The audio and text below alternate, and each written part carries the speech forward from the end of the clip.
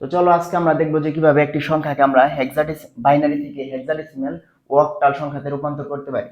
আমরা যদি দেখি যে বাইনারি সংখ্যাকে যদি হেক্সাতে পরিণত করি, তাহলে আমাদের 4টি ডিজিট নিয়ে কাজ করতে হবে। সেটি হবে 1 2 4 8। আর যদি আমরা অক্টাল নিয়ে কাজ করি, আমাদের তিনটি ডিজিট নিয়ে কাজ করলেই হবে।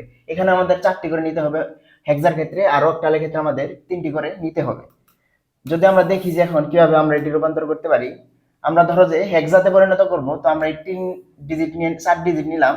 আমরা এই 4 ডিজিট নিলাম। তারপর দেখো আমরা কিন্তু একটি কোডের কথা বলেছিলাম 1 2 4 8।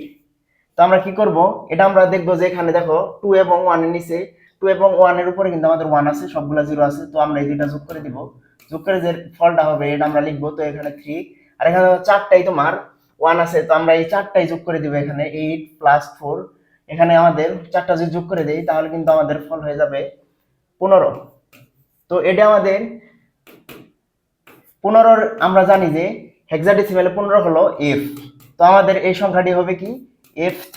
তো হেক্সাতে আমরা এটি 16, অর্থাৎ f3 হলো আমাদের হেক্সাডেসিমালের তোমার বাইনারি, এই বাইনারির ফল হলো f3 হেক্সাডেসিমাল।